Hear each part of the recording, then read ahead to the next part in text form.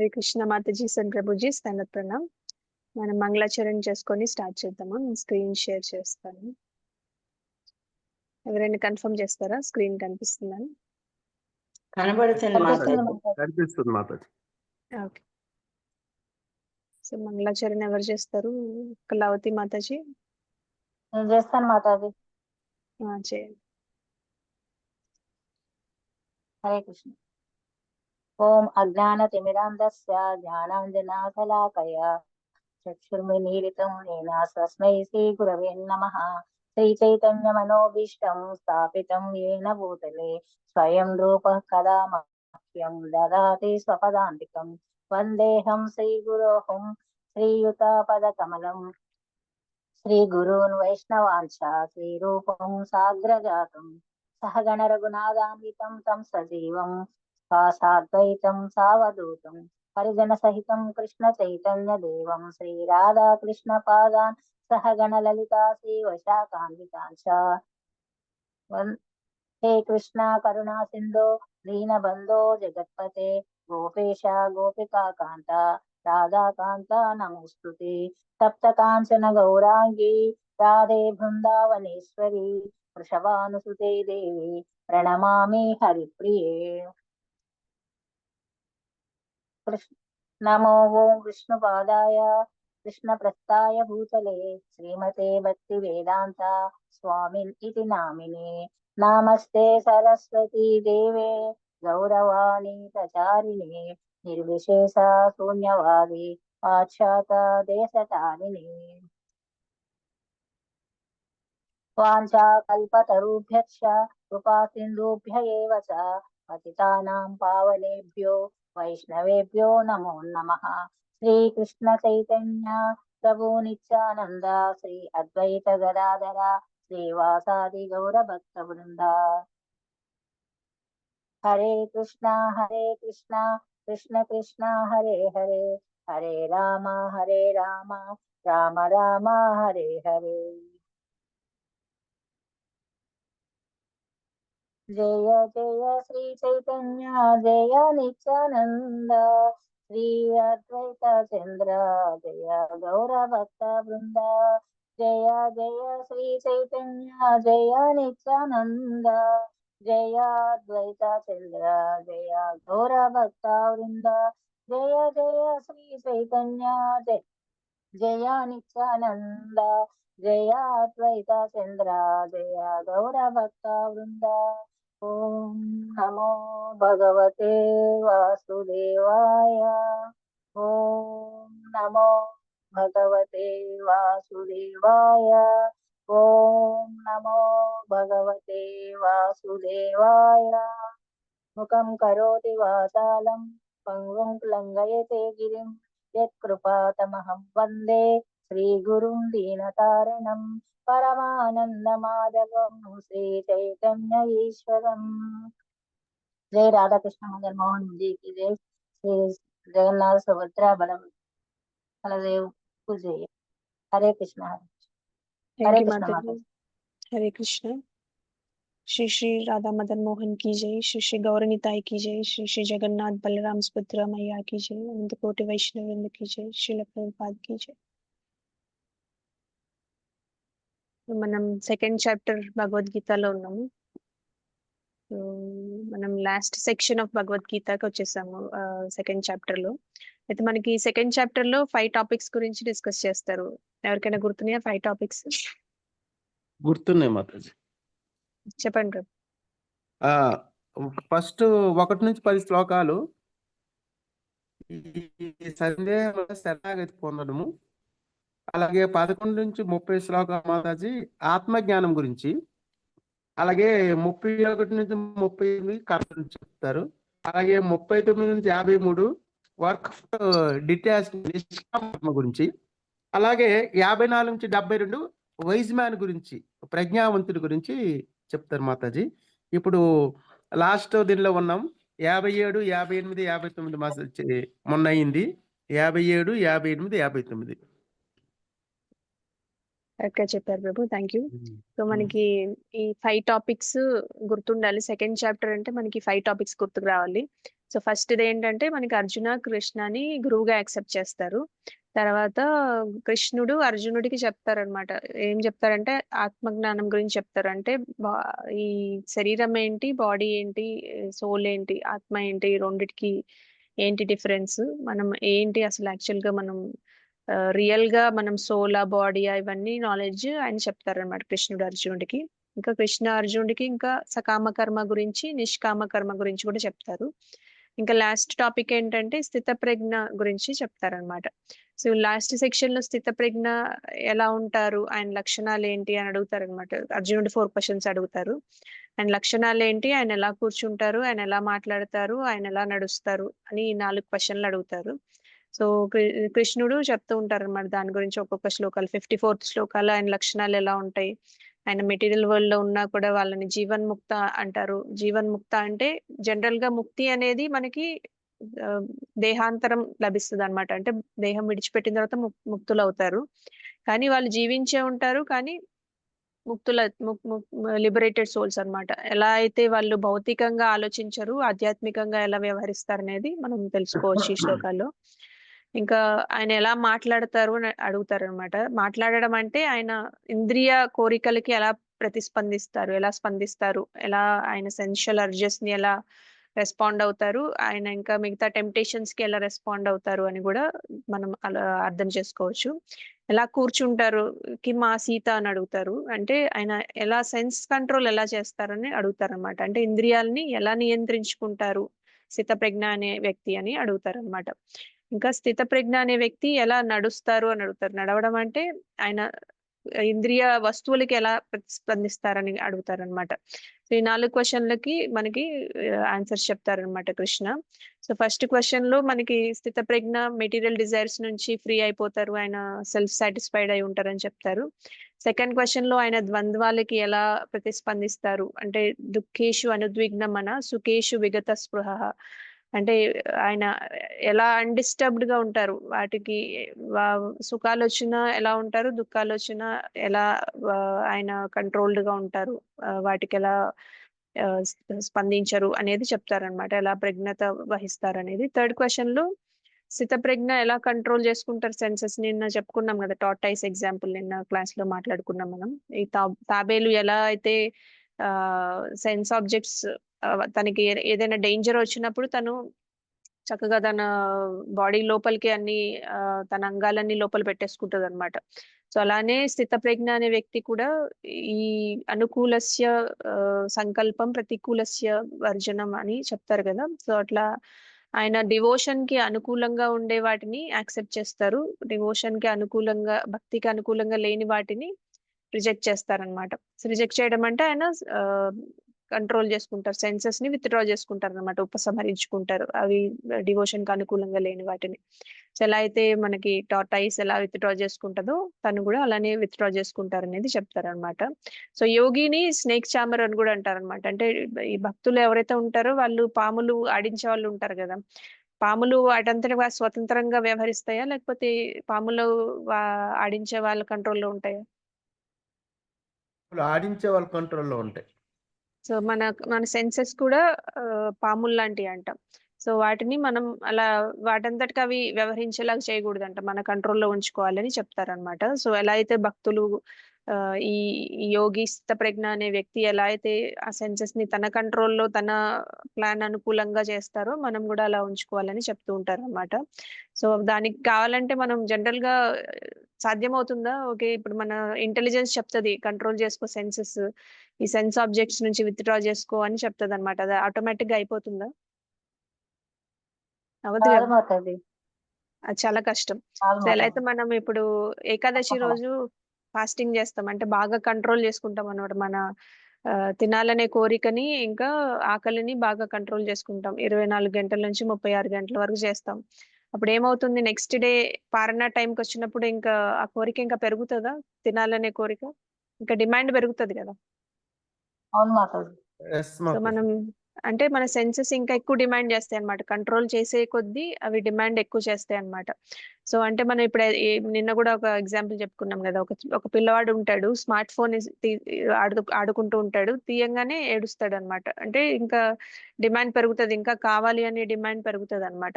So అలానే మనం senses కూడా ఏడుస్తాయి అంట. మనం అలా ఏదైతే లాగేస్తున్నామో వాటి నుంచి వాటి కోసం ఏడుస్తాయి అనమాట. సో దాన్ని ఎలా కంట్రోల్ చేయాలంటే దానికి బెటర్ ఎంగేజ్మెంట్ ఇవ్వాలన్నమాట. ఇప్పుడు ఏదైతే మనం ఒక బాబు నుంచి ఆ స్మార్ట్ ఫోన్ తీసేసుకున్నప్పుడు ఆ బాబుకి ఇంకా వేరే ఎంగేజ్మెంట్, వేరే హైయెస్ట్ ఎంగేజ్మెంట్ ఇవ్వాలన్నమాట. అతనికి ఏదన్నా టాయ్ అన్నా లేదన్నా వేరే యాక్టివిటీలో ఎంగేజ్ చేయడం అన్నా చేయాలి. అట్లానే మనం కూడా సెన్సెస్ కి బెటర్ ఎంగేజ్మెంట్ ఉండాలన్నమాట కంట్రోల్ చేసుకోవాలంటే. అది మనకి 60th శ్లోకాలో చెప్తారు. ఇప్పుడు మనకి డయాబెటీస్ కానీ కంట్రోల్ చేసుకోవడం వల్ల, ఎంగేజ్మెంట్ ఇవ్వడం వల్ల మనం భక్తి అనే దాని మీదే మనకి ఆ ఎంగేజ్మెంట్ ఇవ్వగలం. కృష్ణ మీద దృష్టి పెడితేనే మనం కంట్రోల్ చేసుకోగలం అనేది కూడా మనకి చాలా మంది భక్తులు, ఇప్పుడు అంబరీష్ మహారాజు, దుర్వాస ముని ఎగ్జాంపుల్ ఒకటి చూసాము, ధ్రువ మహారాజ్ ఎగ్జాంపుల్ ఒకటి చూసాము. వాటితో మనకి తెలుస్తుంది అనమాట. ఇప్పుడు ఫర్ ఎగ్జాంపుల్ ఇప్పుడు డయాబెటీస్ ఉన్న వాళ్ళని మనం కంట్రోల్ చేసుకోమంటాం, స్వీట్స్ తినకుండా ఉండాలని చెప్తారు అనమాట. కానీ ఆ స్వీట్స్ తినకుండా కంట్రోల్ చేస్తారు హెల్త్ బెనిఫిట్ కోసం, కానీ వాళ్ళకి ఆ కోరిక అనేది లోపల ఉండిపోతుంది కదా. అంటే ఇప్పుడు విశ్వామిత్ర ఎగ్జాంపుల్ తీసుకున్నట్టయితే అతను చాలా కంట్రోల్ చేసుకుంటున్నారు, కానీ అతనికి భోగించాలనే కోరిక అనేది మైండ్ లో ఉండిపోద్ది అనమాట. అందుకనే సెన్స్ ఆబ్జెక్ట్స్ ఆయన దగ్గరికి వచ్చినప్పుడు ఆ కంట్రోల్ అనేది మిస్ అవుతుంది. ఎప్పుడైతే మేనక వచ్చి అతన్ని ఎల్యూర్ చేస్తుందో వెంటనే ఆయన ఆ దానికి లోపడిపోతారనమాట ఆ కోరికకి. సో అట్లా ఆయనకు కోరిక మైండ్ లో ఉంటుంది కంట్రోల్ చేసినా కూడా. అలాంటి గొప్ప వ్యక్తులకే అది సాధ్యం కాదని చెప్తున్నారు అనమాట. కానీ భక్తులకి మాత్రమే సాధ్యమవుతుంది. ఎవరైతే భగవంతుడి మీద ధ్యాసతో చేస్తారో వాళ్ళకి ఆ కంట్రోలింగ్ పవర్ ఈజీగా ఉంటుందని చెప్తున్నారు. ఇంకా మిగతా శ్లోకాస్ లో మనకి తెలుస్తుంది. ఈ స్థిత ప్రజ్ఞ ఇంటెలిజెన్స్ అనేది ఆధ్యాత్మికంగా ఉంటుంది అనమాట, భౌతికంగా ఉండదు. ఇప్పుడు ఎలా అయితే మెటీరియల్ పీపుల్ ఉంటారు కదా, భౌతికంగా ఆలోచించే వాళ్ళు, భౌతిక ప్లాట్ఫామ్ మీద ఉండే వాళ్ళకి భౌతికమైన కోరికలే ఉంటాయి. ఇప్పుడు జనరల్ గా చాలా మంది ఇప్పుడు భక్తి లేని వాళ్ళకి, ఈ ఆధ్యాత్మిక జ్ఞానం లేని వాళ్ళకి ఏమనిపిస్తుంది, జనరల్లీ వాళ్ళకి వాళ్ళ పర్పస్ ఆఫ్ లైఫ్ ఏముంటుంది, బాగా ఎక్కువ సంపాదించాలి, ఎక్కువ ఫెసిలిటీస్ పెట్టుకోవాలి, ఎక్కువ ఇంద్రియ భోగాలు అనుభవించాలని ఉంటుందా లేదా? ఎస్ ఉంటుంది కదా. వాళ్ళ పర్పస్ ఆఫ్ లైఫే అలా ఉంటుంది. ఇప్పుడు ఆ, ఒక బంగ్లా కొనుక్కోవాలనో, లేకపోతే ఒక పెద్ద పెద్ద కార్లు ఉండాలనో, లేకపోతే చాలా మంది నౌకర్లు ఉండాలనో, లేకపోతే కంపెనీ CEO అవ్వాలనో, లేకపోతే మా పిల్లలు ఇంత పెద్ద పొజిషన్ లో ఉండాలనో, ఇలాంటి భౌతికమైన కోరికలే ఉంటాయి కదా. ఆధ్యాత్మికమైన కోరికలు ఉండవు. అంటే వాళ్ళు భౌతికమైన ప్లాట్ఫామ్ మీద బాగా యాక్టివ్ గా ఉన్నారు, ఆ నిద్ర లేచి ఉన్నారు, ఇంకా ఆధ్యాత్మికమైన ప్లాట్ఫామ్ మీద పడుకొని ఉన్నారని చెప్పొచ్చు అనమాట. అదే ఆధ్యాత్మికమైన వాళ్ళు ఎలా ఉంటారంటే భౌతికంగా వాళ్ళకి ఎక్కువ కోరికలు ఉండవు అనమాట. వాళ్ళు ఏది చేసినా భగవంతుడి సేవ కోసం చేస్తారు, అంటే ఆధ్యాత్మికంగా ఆలోచిస్తారు, ఆధ్యాత్మిక జ్ఞానం కలిగి ఉంటారు, ఆధ్యాత్మికంగా ఆలోచిస్తారు. వాళ్ళు ఏది చేసినా దానికి రిలేటెడ్ ఉంటుంది. అది అంటే వాళ్ళు మెటీరియల్ గా పడుకొని ఉంటారు, స్పిరిచువల్ గా అవేకన్ ఉంటారు అనమాట. వీళ్ళు మెటీరియల్ పీపుల్ ఎలా ఉంటారంటే మెటీరియల్ గా అవేకన్ ఉంటారు, స్పిరిచువల్ గా నిద్రపోతూ ఉంటారు అనమాట. సో అలా అయితే మనకి ధ్రువ మహారాజ్ ఎగ్జాంపుల్ ఒకటి ఉంటుంది. ధ్రువ మహారాజ్ ప్రేయర్ చేసినప్పుడు, ధ్రువ మహారాజ్ జనరల్ గా ఆయన కూడా ఆ, వాళ్ళ తండ్రి గారి దగ్గర ఆయనకి స్థానం దొరకలేదు, ఆయన ఒళ్ళో కూర్చొని ఆడుకోలేకపోతున్నానని చెప్పేసి ఆయన ఆ, కోపంతో వెళ్ళిపోయి తపస్సు చేసుకుంటారు. అలా 6 నెలలు తపస్సు చేసిన తర్వాత భగవంతుడు ప్రత్యక్షం అవుతారు అనమాట. విష్ణుమూర్తి ఆయనకి దర్శనం ఇస్తారు. సో ఆయన తపస్సు చేసినప్పుడు ఓం నమో భగవతే వాసుదేవాయ అని చేసినప్పుడు ఆయన మైండ్ ప్యూరిఫై అయిపోద్ది అనమాట, ఆయన సెన్సెస్ ప్యూరిఫై అయిపోతాయి. ఇంకా భగవంతుడు వచ్చి ఆయనకి తల మీద చేయి పెట్టి ఆశీర్వదించినప్పుడు కూడా ఆయనకి బాగా మంచి జ్ఞానం లభిస్తుంది అనమాట. అంటే ఆయన అప్పుడు దాకా మెటీరియల్ గా ఆలోచించిన ఆయన స్పిరిచువల్ గా ఆలోచించడం స్టార్ట్ చేస్తారు. అంటే ఆయన మెటీరియల్ గా యాక్టివ్ గా ఉన్నారు అంతకు ముందు, స్పిరిచువల్ గా పడుకొని ఉన్నారు, ఇప్పుడు ఆధ్యాత్మికంగా లేచి ఉన్నారు, మెటీరియల్ భౌతికంగా పడుకొని ఉంటారు అన్నమాట. తర్వాత ఆ డిఫరెన్స్ ఆయనకి క్లియర్ గా తెలుస్తుంది. ఇప్పుడు భగవంతుడు కనిపించగానే చెప్తారనమాట, నేను ఇలా నాకు పవర్ ఆఫ్ స్పీచ్ అనేది అవేకన్ అయిందని చెప్తారు. నా నాకు వాక్కు అనేది ఇంతకు ముందు పడుకుని ఉంది, ఇప్పుడు మీ దర్శనం వల్ల, మీ మీద మెడిటేషన్ చేయడం వల్ల నాకు ఆ వాక్కు అనేది మేలుకుంది అనేది చెప్తారనమాట. ఆయన వాక్కు అంటే ఇంతకుముందు మెటీరియల్ గా మాట్లాడేవాళ్ళు, ఇంతకుముందు మాట్లాడలేదా అంటే మాట్లాడేవాళ్ళు, కానీ ఆయనకి స్పిరిచువల్ అవేకనింగ్ లేదనమాట. ఆ వాక్కు స్పిరిచువల్ గా లేదనమాట ఇంతకుముందు. ఇప్పుడు అర్థమవుతుంది ఆయనకి అసలు జ్ఞానం ఏంటి, భగవంతుడు ఏంటి, మనం ఎందుకు వచ్చాం, మన పర్పస్ ఆఫ్ లైఫ్ ఏంటి, నేను ఎందుకు ఇంత చిన్న విషయానికి వచ్చి నేను ఇంత చిన్న కోరిక కోసం వచ్చి భగవంతుని ప్రార్థించాను అని ఆయన సిగ్గుపడతారు కూడా అనమాట. 5 సంవత్సరాల బాలుడు అయినప్పటికీ కూడా ఆయనకి అంత జ్ఞానం వస్తుంది అనమాట. సో భౌతికంగా ఆలోచించే వాళ్ళు స్థితప్రజ్ఞులు అవ్వలేరు. ఆధ్యాత్మికంగా ఆలోచించే వాళ్ళు మాత్రమే స్థితప్రజ్ఞులు అవ్వగలరని మనం ఈ ఎగ్జాంపుల్ తో మనం తెలుసుకోవచ్చు. అయితే మనకి 68 శ్లోకాల్లో చెప్తారనమాట ఇలాంటి ఆ, యోగులకు కూడా చాలా కష్టము సెన్సెస్ ని కంట్రోల్ చేసుకోవడం అనేది మనకి విశ్వామిత్ర ఎగ్జాంపుల్ తో చెప్తారు. 61 శ్లోకాలు చెప్తారు సెన్స్ కంట్రోల్ ఎలా పాసిబుల్ అవుతుంది, మనకి భగవంతుడి మీద భక్తి ఉంటే మాత్రమే పాసిబుల్ అవుతుందని చెప్తారు అనమాట. సో ఎవరైతే సెన్స్ కంట్రోల్ చేసుకుంటారో, చేసుకొని భగవంతుడి మీద ధ్యాస పెడతారో వాళ్ళకి మాత్రమే ఈజీగా ఉంటుందని చెప్తారనమాట సెన్స్ కంట్రోల్.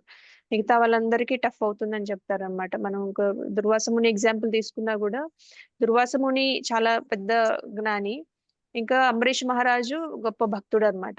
అంబరీష్ మహారాజుని దుర్వాసముని కోపించినా సరే అంబరీష్ మహారాజు ఆయన కోపానికి రెస్పాండ్ అవ్వరు అనమాట. ఆయన చాలా స్థిరంగా ఉంటారు. కానీ దుర్వాసముని జ్ఞాని గాని ఆయనకి అంత భక్తి లేదు కాబట్టి ఆయన ఆయన కోపాన్ని కంట్రోల్ చేసుకోలేకపోయారు అనమాట. కానీ అంబరీష్ మహారాజ్ కంట్రోల్ చేసుకోగలిగారు ఎందుకంటే ఆయనకి భక్తి ఉంది కాబట్టి. సో స్థితప్రజ్ఞ అనే వాళ్ళకి భక్తి ఉంటేనే అది కంట్రోల్ చేసుకోగలరు అనేది మనకి ఇక్కడ ఎగ్జాంపుల్ లో తెలుస్తుంది. భక్తుల ఎగ్జాంపుల్స్ తీసుకున్నట్టయితే.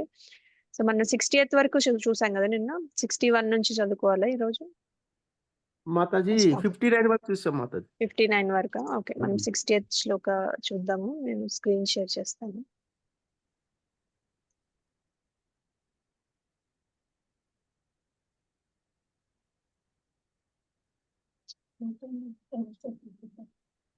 ఇప్పుడు వరకు క్లియర్ గానే ఉంది కదా అందరికి?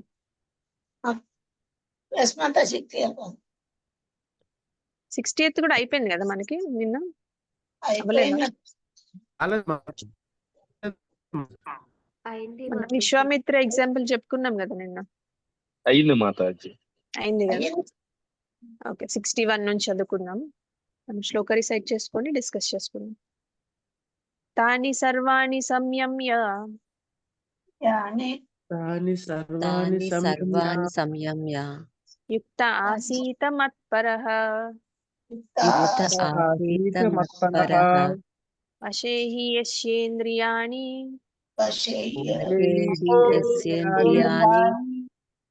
తస్య ప్రజ్ఞా ప్రతిష్ఠితా. తాని సర్వాణి సంయమ్య యుక్త ఆసీత మత్పరః వశే హి యస్యేంద్రియాణి తస్య ప్రజ్ఞా ప్రతిష్ఠితా. ఎవరైనా రిసైట్ చేయాలన్నా, అనువాదం చదవాలన్నా హ్యాండ్ రేస్ చేయండి. అంజలి మాతాజీ శ్లోక రిసైట్ చేయండి.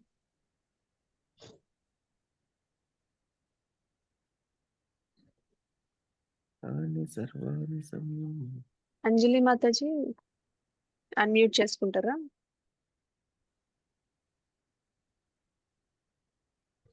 ఓం నమో భగవతే వాసుదేవాయ. తాని సర్వాణి సంయమ్య యుక్త ఆసీత మత్పరః వశే హి యస్య నింద్రియాణి తస్య ప్రజ్ఞా ప్రతిష్ఠితః. హరే కృష్ణ మాతాజీ. Thank you mataji. హరే కృష్ణ. కళావతి మాతాజీ మీరు అనువాదం చదవండి. హరే కృష్ణ మాతాజీ. ఎవడైతే తన ఇంద్రియములను సంపూర్ణముగా నిగ్రహించుకొని నాయందే ధ్యానము నిలుపునో వాడే స్థితప్రజ్ఞుడని చెప్పబడును. హరే కృష్ణ మాతాజీ. Thank you mataji. హరే కృష్ణ. గిరిజ మాతాజీ మీరు భాష్యం చదవండి. వాయిస్ వినిపిస్తుందా మాతాజీ? వినిపిస్తుంది మాతాజీ. మాతాజీ హరే కృష్ణ. ఓం నమో భగవతే వాసుదేవాయ. భాష్యంపై శ్రీల కృష్ణ భావన అన్నది అత్యున్నత యోగ పూర్ణత్వం అని ఈ శ్లోకం నందు స్పష్టంగా వివరించింది. కృష్ణ భక్తి రసభక్తినిదే ఇంద్రియములపై అదుపు సాధ్యపడదు.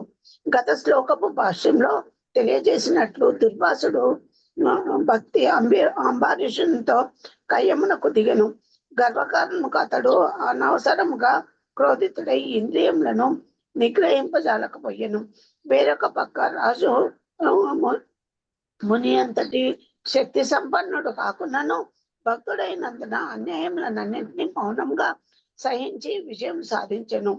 శ్రీమద్ భాగవతము 9.4.18 నుండి 20 నందు తెలుపబడినట్లు ఈ క్రింది యోగత్వం కారణమున ఆ రాజు తన ఇంద్రియమును నియమింపగలిగాను. సవై మనః కృష్ణ సదా పాదార విందయో వచాంసి వైకుంఠ గుణాసు వర్ణేను మాతాజీ నేను చెప్తాను. ఇది మళ్ళా నిన్న ఒకసారి చూసాం మనం, మళ్ళీ ఒకసారి రిసైట్ చేసుకుందాం. అందరు చెప్పండి, నేను చెప్తాను. సవై మన కృష్ణ పదారవిందయో సవై మనః కృష్ణ పదారవిందయోర్ వచాంసి వైకుంఠ గుణానువర్ణనే వచాంసి వైకుంఠ గుణానువర్ణనే కరౌ హరేర్మందిర మార్జనాదిషు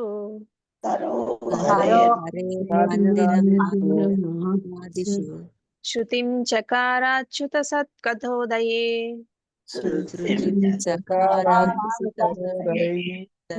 కుండలింగాలయ దర్శనే దృశౌ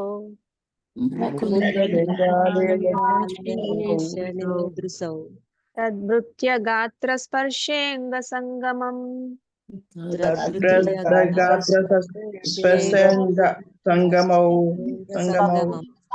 ప్రాణం చ తత్పాద సరోజ సౌరభే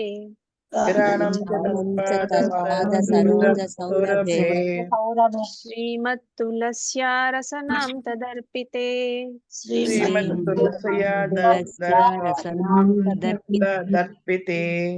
పాదౌ హరే క్షేత్ర పదానుసర్పణే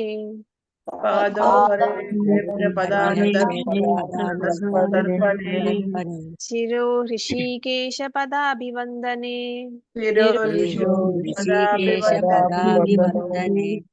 కామం చ దాస్యేన నతు కామకామ్యయా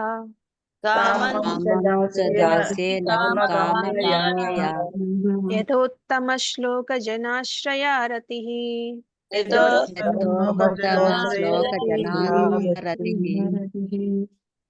చదవండి మాతాజీ. ఒక పారాగ్రాఫ్ చదవండి, 2 ఉన్నాయి కదా.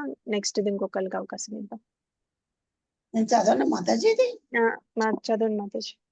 ఫస్ట్ పారాగ్రాఫ్ చదవండి, తర్వాతది ఇందిరా మాతాజీకి ఇద్దాం అవకాశం. అంబారీష మహారాజు తన మనస్సును శ్రీకృష్ణ భగవాను పాదపద్మముల చెంత స్థిరంగా నిలిపెను. తన వాక్కును కృష్ణుని ధామమును వర్ణించుట ఎందు నియోగించెను. తన కరములను కృష్ణుని పాదారం మందిరంను శుభ్రపరచుట ఎందును, తన కర్ణములను ఆ భగవానుని లీలా కథలను శ్రవణం చేయుట ఎందును, తన కర్ణులను ఆ దేవాది దేవుని సుందరమైన రూపంను గాంచుట ఎందును, తన దేహంను భక్తుల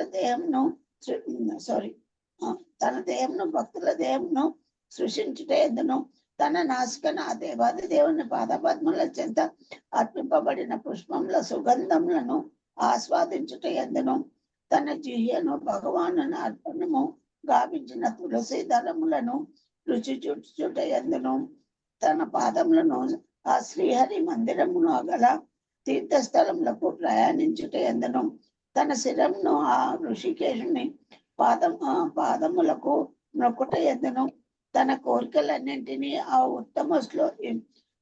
ఉత్తమ శ్లోకుని కోరికలను పూర్ణం కావించుట ఎందును సంపూర్ణంగా వినియోగించెను. ఈ యోగ్యతలన్నీను అతని మత్పర భక్తిని చేసినవి. హరే కృష్ణ మాతాజీ, ధన్యవాదాలు. Thank you mataji. హరే కృష్ణ. ఇందిరా మాతాజీ మీరు నెక్స్ట్ చదవండి. ఓకే మాతాజీ. హరే కృష్ణ. ధన్యవాద ప్రణామం మాతాజీ. ఈ సందర్భమున మత్పరహ అను పదము మిక్కిలి ప్రాధాన్యతను కలిగి ఉన్నది. మానవుడు ఏ విధముగా మత్పరహ భక్తుడు కాగలడో అంబరీష మహారాజు జీవితం ద్వారా వర్ణింపబడినది. గొప్ప విద్వాంసుడు మరియు మత్పరహ భక్తి పరంపరలో ఆచార్యుడైన శ్రీల బలదేవ విద్యాభూషణులు ఈ విధముగా తెలిపెను. మద్భక్తి ప్రభావేన సర్వేంద్రియ విజయపూర్తిక స్వాత్మదృష్టి సులభేతి భావ. శ్రీకృష్ణుని కొరకై చేయు భక్తియుక్త సేవాబలము చేతన ఇంద్రియములను పూర్తిగా నియంత్రింపవచ్చును. ఈ విషయమున అగ్ని యొక్క ఉదాహరణము కూడా కొన్నిసార్లు ఇవ్వబడుచుండును. మండుచున్న అగ్ని గదిలోని వస్తువులన్నింటినీ దహించినట్లుగా యోగి హృదయమునందు నెలకొనినట్టి విష్ణు భగవానుడు అన్ని రకములైన పాపములను దహించి వేయుచుండును. శూన్యమును కాకుండా విష్ణు భగవానునే ధ్యానింపవలనని యోగ సూత్రములు కూడా చెప్పుచున్నవి. విష్ణువు కొరకై కాకుండా ఇతరములైన వాటిని ధ్యానించు నామమాత్ర యోగులు ఊహాకల్పిత విషయముల కొరకై అన్వేషించుచు కాలము వృధా చేయుదురు. కానీ మనము కేవలం కృష్ణ చైతన్యవంతులము కావలను, అనగా దేవాది దేవుని యందు భక్తి కలిగి ఉండవలగాను. అదే నిజమైన యోగం యొక్క మనో ముఖ్య ఉద్దేశం. Thank you mataji. Hare Krishna. Thank you mataji. Hare Krishna. So ఇక్కడ ఏం చెప్తున్నారంటే తాని సర్వాణి సంయమ్య అంటే ఎవరైతే సెన్సెస్ ని రీస్ట్రెయిన్ చేసుకుంటారో, కంట్రోల్ చేసుకుంటారో, ఇంద్రియాలని కంట్రోల్ చేసుకుంటారో, ఇంకా ఏం చేయమని చెప్తున్నారు, కాన్షియస్నెస్ ని మత్పరహ అని చెప్తున్నారు. యుక్త ఆసీత మత్పరహ. మత్పరహ అంటే నా మీద ఎవరైతే ఆ కాన్షియస్నెస్ ని ఫిక్స్ చేస్తారో అని చెప్తున్నారు అనమాట కృష్ణ. అది మత్పరహ అనే చాలా ఇంపార్టెంట్. ఎందుకంటే మనకి ఎగ్జాంపుల్స్ లో చూసాం కదా, మనకి దుర్వాస ముని, అంబరీష్ మహారాజ్ ఎగ్జాంపుల్ గాని, ఇంకా విశ్వామిత్ర ఎగ్జాంపుల్ గాని, ఇవన్నీ తీసుకుంటే చాలా గొప్ప మునులు, ఋషులు కూడా కంట్రోల్ చేసుకోలేకపోతారంట. చాలా సార్లు ఫెయిల్ అవుతారంట సెన్స్ కంట్రోల్ కి. కానీ భక్తులు మాత్రం కంట్రోల్ చేసుకోగలుగుతున్నారు. ఎందుకంటే బికాజ్ వాళ్ళు వాళ్ళ కాన్షియస్నెస్ ని భగవంతుడి మీద ఫిక్స్ చేశారు కాబట్టి వాళ్ళు స్థితప్రజ్ఞులు అయ్యారని చెప్తున్నారు అనమాట. వశేహి యస్యేంద్రియాని అంటే keeping the senses under full control, అంటే ఆయన మీద కాన్షియస్నెస్ ఫిక్స్ చేసి కంట్రోల్ చేసుకుంటే వాళ్ళు తస్య ప్రజ్ఞ ప్రతిష్ఠిత అని చెప్తున్నారు. అలాంటి వాళ్ళు ఇంటెలిజెన్స్, స్టడీ ఇంటెలిజెన్స్ ఉన్నట్టు అని చెప్తున్నారు అనమాట. వాళ్ళకి ఆధ్యాత్మికమైన తెలివితేటలు ఉన్నాయని ఉన్నట్టు వాళ్ళనే ప్రజ్ఞ అంటారని చెప్తున్నారు అనమాట కృష్ణ. ఎవరైతే సెన్స్ కంట్రోల్ చేసుకుంటారో, ఎలా కంట్రోల్ చేసుకోవాలి, భగవంతుడి మీద ధ్యాసతో కంట్రోల్ చేసుకోవాలంట. అంటే మన పర్పస్ భగవంతుడు అవ్వాలన్నమాట, మన అల్టిమేట్ ఎయిమ్ భగవంతుడు అవ్వాలని చెప్తున్నారు అనమాట.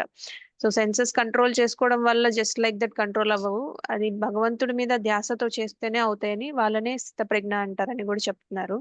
సో ఇక్కడ మనం సెన్సెస్, మన ఇంద్రియాలని ఎలా వాడుకోవాలనేది కూడా మనకి చెప్తున్నారు. ఎలా వాడుకోవాలనేది నిన్న కూడా మనం చెప్పుకున్నాము. అంబరీష్ మహారాజు ఎలా వాడారు దాన్ని అనేది, ప్రతి అంగాన్ని ఎలా వాడారు, ప్రతి ఇంద్రియాన్ని ఎలా వాడారు అనేది మనకి ఇక్కడ చెప్పారు.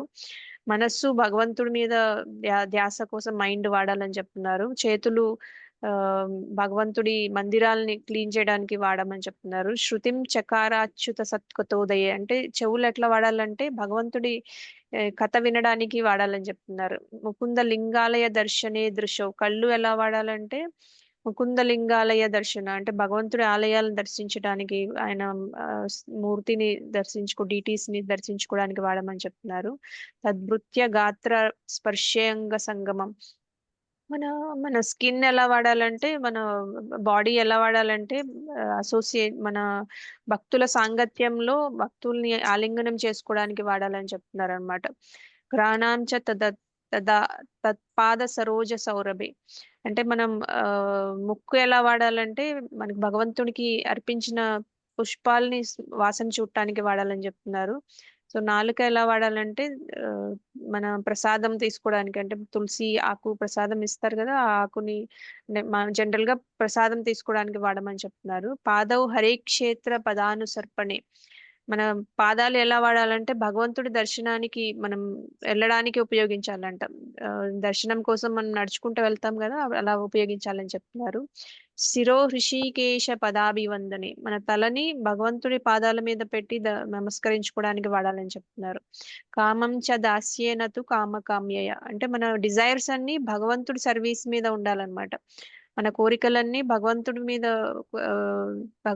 భగవంతుడి సేవ చేసే దారిలోనే ఉండాలి ఆ కోరికలన్నీ అని చెప్తున్నారు అనమాట. సో అంబరీష్ మహారాజు ఆయన ఇలా వాడారు, మనం ఆయన నుంచి మనం అలా నేర్చుకోవాలని చెప్తున్నారు అనమాట. భగవంతుని లీలలు శ్రవణం చేయడానికి, ఆయన్ని దర్శించుకోవడానికి, ఆయన మందిరాలు క్లీన్ చేయడానికి, భక్తుల సాంగత్యంలో ఉండడానికి, ఇంకా అన్ని మన ముక్కు ఎలా వాడాలి, మనం ఆ నాలుక ఎలా వాడాలి, ఇవన్నీ చెప్తున్నారు అనమాట. సో అలా చేయడం వల్ల మనం స్థితప్రజ్ఞులు అవుతామని చెప్తున్నారు అనమాట. అంతేగాని మనం ఈ యోగాభ్యాసం, అష్టాంగ యోగా, తపస్సులు ఇవన్నీ చేయడం వల్ల కొంతవరకు అవుతుంది, కానీ ఒక మొమెంట్ లో మనం డ్రాప్ అయ్యే ఛాన్సెస్ ఉన్నాయి అనేది మనం విశ్వామిత్ర ఎగ్జాంపుల్, దుర్వాస మహాముని ఎగ్జాంపుల్ ద్వారా కూడా తెలుసుకోవచ్చు అని మనం దీంట్లో చెప్తున్నారు. అందుకని మనకి ప్రభుపాదులు వారు చెప్తున్నారు, మత్పరహ అనే పదము చాలా మిక్కిలి ప్రాధాన్యత కలిగి ఉన్నది ఇక్కడ అని చెప్తున్నారు. అందుకని ఎందుకంటే మీరు ఓన్లీ భగవంతుడి మీద ధ్యాస ఉండి భగవంతుని సర్వీస్ కోసమే చేస్తున్నామని అనుకుంటే తప్ప, మనం ఫిక్స్ చేసుకుంటే మనం భగవంతుడి మీద మన మైండ్ దా ఆ విషయంలో తప్ప మనం ఇంకెప్పుడు కంట్రోలింగ్ అనేది చాలా టఫ్ అని చెప్తున్నారు అనమాట. సో ఇప్పుడు మామూలుగా కూడా మనం ఏకాదశి మనం భగవంతుడు చెప్పారు కాబట్టి మనం చేస్తున్నాం కాబట్టి ఏకాదశి రోజు ఉపవాసం చేయగలుగుతాం, కానీ మిగతా అన్ని రోజులు చేయగలుగుతామా? ఏం లేకుండా మైండ్ లో మనం భగవంతుడి మీద ధ్యాస లేకుండా, భక్తి లేకుండా చేయగలమా? నో మాతాజీ. చేయలేం మాతాజీ. చేయలేం కదా, చాలా అసాధ్యం అది. అలానే మనకి ఈజీ అవ్వడానికే మనం ఇలా అయితేనే మనం చేయగలం అనేది క్లియర్ గా మనకు కూడా అర్థమవుతుంది కదా మన ఎక్స్పీరియన్స్ లో కూడా. హరే కృష్ణ మాతాజీ. మత్పరహ అంటే నవవిధ భక్తి అంటారా వాటిని? మత్పరహ అంటే మత్ అంటే మీ నా నా మీద అని చెప్తున్నారు అనమాట కృష్ణ. నా మీద మీ దృష్టి పెట్టండి అని చెప్తున్నారు. నా మీద స్థిరం అవ్వండి అని చెప్తున్నారు అనమాట. అంటే ఆయన భక్తి చేయమని చెప్తున్నారు, ఇండైరెక్ట్ గా అది చెప్తుంది. భక్తులకు మాత్రమే అది సాధ్యం అని చెప్తున్నారు అనమాట. హరే కృష్ణ మాతాజీ. హరే కృష్ణ మాతాజీ. సో అయితే మనం మిగతా వేటి మీద ధ్యాస ఉన్నా మనం కంట్రోలింగ్ అనేది కొంతవరకు చేయగలరు. ఇప్పుడు అష్టాంగ యోగా చేసే వాళ్ళు కూడా కొంతవరకు చేయగలరు, ఎక్కడో ఒక దగ్గర డ్రాప్ అవుతారు అనేది మనం ఇక్కడ తెలుసుకోవచ్చు. కానీ భగవంతుడి మీద ధ్యాస ఉండడం వల్ల మనం స్థితప్రజ్ఞులు అయ్యే అవకాశం ఉంటుందని కూడా మనం తెలుసుకోవచ్చు. సో మనం నెక్స్ట్ శ్లోకాకి వెళ్దాము. క్లియర్ గానే ఉంది కదా ఇది 2.61? మాతాజీ ఒక చిన్న డౌట్ మాతాజీ. ఇప్పుడు 59వ శ్లోకము 61వ శ్లోకం ఇంచుమించు ఒకే మీనింగ్, అయితే వేరు వేరు లైట్ డిఫరెన్స్ ఉంటది. ఆ లైట్ 61 ఏంటి, దానికి దీనికి తేడా ఏంటి మాతాజీ? అంటే ఇంద్రియాలు 59 60 59లో మనకి హయ్యర్ టేస్ట్ మీద ఎంగేజ్ చేయాలని చెప్తున్నారు. అంటే ఇప్పుడు మనం ఒక వస్తువు ఒక బాబు దగ్గర నుంచి తీసేసాము ఫోన్ అనేది, కానీ ఒక హయ్యర్ టేస్ట్ ఇవ్వాలని చెప్తున్నారు అనమాట. అంటే వాళ్ళని ఎలాగోలా ఎంగేజ్ చేయాలి. ఇప్పుడు మన సెన్సెస్ కంట్రోల్ చేసుకోవాలంటే మనం ఖాళీగా ఉంచలేం కదా. ఇప్పుడు మనం ఇప్పుడు ఏమి తినకూడదు, మనకి 4 రెగ్యులేటివ్ ప్రిన్సిపల్స్ లో మనం ఇవి ఆనియన్, గార్లిక్ ఇవన్నీ తినకూడదు అని చెప్తారు కదా. వాటిని కంట్రోల్ చేయాలంటే మనం హైయెస్ట్ టేస్ట్ ఏమి ఇస్తాం, ప్రసాదం ఇస్తాం అనమాట మన టంగ్ కి. సో ప్రసాదం ఇవ్వడం వల్ల ఎంగేజ్మెంట్ అవుతుంది, అది చెప్తున్నారు. హయ్యర్ టేస్ట్ ని ఎక్స్పీరియన్స్ చేయించాలనేది 59th లో చెప్పారనమాట. 60th శ్లోకాల్లో ఏం చెప్పారంటే మన కంట్రోల్ చేసినా సరే పెద్ద పెద్ద గొప్ప గొప్ప వ్యక్తులు కూడా ఫాలో అయ్యే ఛాన్సెస్ ఉన్నాయి అనేది మనకి విశ్వామిత్ర ఎగ్జాంపుల్ చెప్పారు కదా. ఎంత కష్టపడి కంట్రోల్ చేసినా సరే ఫుడ్ వాళ్ళకి అంత జ్ఞానం ఉన్నా సరే సెన్సెస్ ఎంత స్ట్రాంగ్ అంటే ఒక్కొక్కసారి ఫాలో అయిపోతారు అనేది చెప్పారు. దాంట్లో 61లో ఏం చెప్పారంటే సెన్స్ కంట్రోల్ అనేది భగవంతుడి మీద భక్తితోనే పాసిబుల్ అవుతుందని చెప్తున్నారు అనమాట. మత్పరహ. మత్పరహ అనేది మనం గుర్తుంచుకోవాల్సిన విషయం, భగవంతుడి మీద ధ్యాస. మత్పరహ అంటే ఇప్పుడు కృష్ణ చెప్తున్నారు కాబట్టి ఆ శ్లోకం ఆయన నా మీద ధ్యాస ఉంచమని చెప్తున్నారు అనమాట. మత్ అంటే నా మీద ధ్యాస పెట్టండి అని చెప్తున్నారు అనమాట. అంటే భగవద్భక్తి ఉంటేనే అది పాసిబుల్ అనేది మనం ఈ శ్లోకాలు తెలుసుకోవచ్చు. ఓకే మాతాస్, థ్యాంక్ యూ మాతాస్. 62 శ్లోకా చూద్దాము. ధ్యాయతో విషయాన్ పుంసా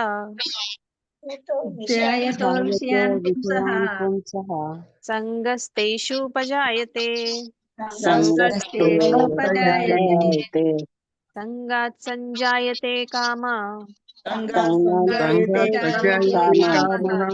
కామాత్ క్రోధోభిజాయతే ధ్యాయతో విషయాన్ పుంసః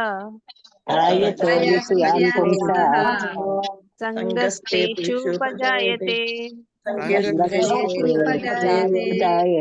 సంగాత్ సంజాయతే కామః కామాత్ క్రోధోభిజాయతే. సో డిసైడ్ చేయాలంటే మీరు హ్యాండ్ రేస్ చేయండి. అనువాదం భాష్యం చదవాలనుకున్న హ్యాండ్ రేస్ చేయండి మాతాజీ. నాకు తెలియట్లేదు ఎవరు. భువనేశ్వరి మాతాజీ మీరు డిసైడ్ చేస్తారా? చేయండి. చదువుతాను. హరిబోల్ మాతాజీ, అందరికీ ప్రణామాలు. ఇంద్రియార్థాలను గురించి ఆలోచిస్తున్నప్పుడు మనిషి వాటి పట్ల ఆసక్తిని పెంచుకుంటాడు. అట్టి ఆసక్తి నుండి కామం ఉత్పన్నమవుతుంది. కామము నుండి క్రోధము కలుగుతుంది. భాష్యము: కృష్ణ భక్తి భావనలో లేనివాడు ఇంద్రియార్థాలను ఆలోచిస్తూ భౌతిక వాంఛలను లోనవుతాడు. ఇంద్రియాలకు నిజమైన వ్యాపకము అవసరము. వాటిని భగవానుని దివ్య సేవలో నెలకొల్పకపోతే నిష్కామంగా లౌకికత్వ సేవనే కోరుకుంటాయి. శివుడు బ్రహ్మతో పాటుగా ఇక స్వర్గలోకాలలోని ఇతర దేవతలను గురించి చెప్పేదేముంది? ఈ భౌతిక జగత్తులోని ప్రతి ఒక్కరూ ఇంద్రియ విషయాల ప్రభావానికి లోనవుతాడు. ఈ సంసార చిక్కు నుండి బయటపడటానికి కృష్ణ భక్తి భావనలో ఉండటమే ఏకైక పద్ధతి. శివుడు తీవ్రమైన ధ్యానంలో నెలకొనిన పార్వతీదేవి ఇంద్రియ ప్రీతిని చలింపజేసినప్పుడు ఆమెను కోరికను సమ్మతించాడు. తత్ఫలితంగా కార్తికేయుడు జన్మించాడు. భక్తుడైన హరిదాస ఠాకూరులు యువకునిగా ఉన్నప్పుడు మాయాదేవి అవతారము అదే విధంగా మోహింపజేయడానికి యత్నించింది. కానీ కృష్ణుడి ఎడ తన అనన్య భక్తి కారణంగా హరిదాసు ఠాకూరు ఆ పరీక్షలో సులభంగా నెగ్గాడు. ఇంతకు ముందు పేర్కొనబడిన శ్రీ యమునాచార్యులు శ్లోకంలో వివరించినట్లు శ్రద్ధావంతుడైన భగవద్భక్తుడు భగవానుని సాంగత్యంలో ఆధ్యాత్మిక ఆనందము పట్ల ఉన్నతమైన రుచి కారణముగా సమస్త భౌతిక భోగాలను త్యజిస్తాడు. అదే విజయ రహస్యం. కనుక కృష్ణ భక్తి భావంలో లేనివాడు కృత్రిమంగా అణచడము ద్వారా ఇంద్రియ నిగ్రహంలో ఎంతటి శక్తిమంతుడైనా చివరకు విఫలము కావడం నిశ్చయం. ఎందుకంటే కించిత్ ఇంద్రియ భోగ తలంపైన కోరికలను తీర్చుకునేందుకు అతనిని ప్రేరేపితుని చేస్తుంది. హరిబోల్ మాతాజీ. ధన్యవాదాలు. Thank you Mataji. Hari Krishna. So ఇక్కడ ఏం చెప్తున్నారంటే ధ్యాయతో విషయాన్ పుంస అని చెప్తున్నారు. అంటే మనం దేని మీద అయితే ధ్యాస పెడతామో,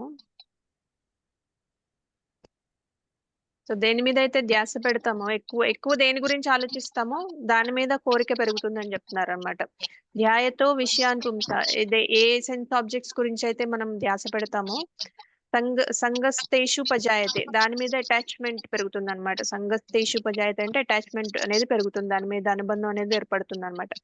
సంగాత్ సంజాయతే కామ అంటే ఆ అటాచ్మెంట్ వల్ల మనకి కోరిక అనేది ఉద్భవిస్తుందని చెప్తున్నారు అనమాట. కామాత్ క్రోధోభిజాయతే, ఆ కోరిక అనేది తీరకపోతే ఏమొస్తుంది మనకి? కోరిక తీరితే ఏమవుతుంది, తీరకపోతే ఏమవుతుంది? క్రోధం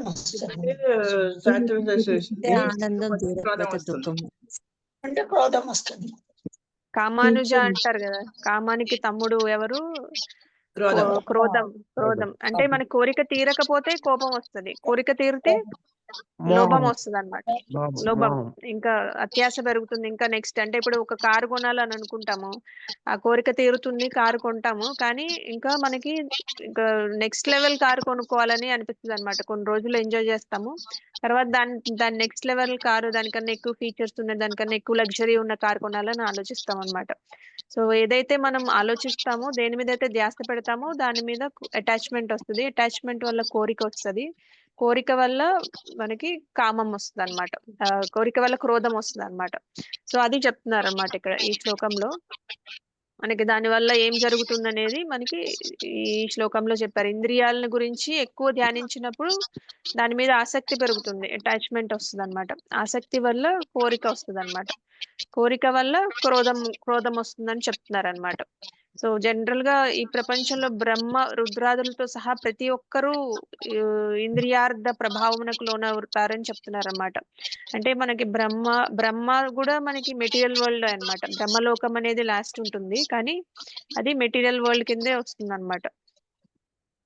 సో మెటీరియల్ వరల్డ్ కిందే వస్తుంది కాబట్టి దానివల్ల వాళ్ళకి కూడా అప్పుడప్పుడు ఇలా ఇంద్రియ ప్రభావం అనేది వాళ్ళ మీద కూడా ఉంటుందని చెప్తున్నారు అన్నమాట. సో స్వర్గంలో దేవతల గురించి కూడా వేరే చెప్పాల్సిన అవసరం లేదు, వాళ్ళకు కూడా ఇంద్రియాల ప్రభావం అనేది ఉంటుందని చెప్తున్నారు అనమాట. ఇంకా భౌతిక జగత్తులో ఇంకా మనకి చెప్పడానికి బయటపడడానికి ఒకటే ఒక మార్గం, అది కృష్ణ చైతన్యం స్వీకరించడం అనేది ప్రభుపాదుల వారు క్లియర్ గా చెప్తున్నారు. సో ఎందుకంటే మనకి ఎగ్జాంపుల్ కూడా చెప్తున్నారు కదా, పరమశివుడు గాఢంగా ధ్యానంలో ఉన్నప్పుడు పార్వతీదేవి ఇంద్రియ భోగం కొరకు అతన్ని చెలింపజేసినని కూడా అంటున్నారు కదా. అందుకని దానివల్ల అది ఇంద్రియాలు అనేవి ప్రతి వాళ్ళకి ఒకేలాగా పనిచేస్తాయి. భగవంతుడు ధ్యాస ఉంటే తప్ప మనం దానిలో నుంచి బయటకు రాలేము. కృష్ణ చైతన్యం స్వీకరించడం ఒక్కటే మార్గం అనేది మనం క్లియర్ గా తెలుసుకోవచ్చు అన్నమాట. కానీ ఇది ఎలా వస్తుంది అని చెప్పడానికి మనకు చెప్తున్నారు అనమాట. ఇంద్రియాల గురించి మనం ఇంద్రియార్థాల గురించి ఎక్కువ ఆలోచించినప్పుడు వాటి మీద ఆసక్తి పెరుగుతుంది. ఆ ఆసక్తి నుంచి మనకి కోరిక అనేది ఉద్భవిస్తుందని చెప్తున్నారు. ఆ కోరిక తీరకపోతే మనకి క్రోధం అనేది ఉద్భవిస్తుందని కూడా దీంట్లో చెప్తున్నారు అన్నమాట. క్లియర్ గానే ఉందా ఈ శ్లోకం? ఎస్ మాతాజీ, ఎస్ మాతాజీ. Clarity okay. సో నెక్స్ట్ శ్లోకంలో ఏం చెప్తున్నారంటే, క్రోధం వస్తే ఏమవుతుంది, క్రోధం వచ్చిన తర్వాత ఏమవుతుందని చెప్తున్నారు. ఇది కూడా ఒకసారి చూద్దాము, ఇది కూడా దానికి కనెక్టెడే కాబట్టి. సో మనం ఒకసారి రిసైట్ చేసుకొని డిస్కస్ చేసుకుందాం. క్రోధాత్ భవతి సమ్మోహ సమ్మోహాత్ స్మృతి విభ్రమః స్మృతి భ్రంశాత్ బుద్ధినాశో బుద్ధినాశాత్ ప్రణశ్యతి క్రోధాత్ భవతి సమ్మోహ సమ్మోహాత్ స్మృతి విభ్రమః స్మృతి భ్రంశాత్ బుద్ధినాశో బుద్ధినాశాత్ ప్రణశ్యతి. ఎవరైనా చదవాలంటే హ్యాండ్ రేస్ చేయండి. అనువాదం భాష్యం ఒక్కలే చదవకండి, అందరికీ అవకాశం ఇద్దాము. గిరిజా మాతాజీ మీరు శ్లోకం రిసైట్ చేయండి.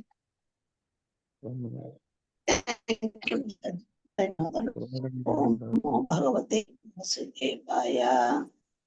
క్రోధాత్ భవతి సమ్మోహ విభ్రమః బుద్ధినాశాత్ ప్రణశ్యతి.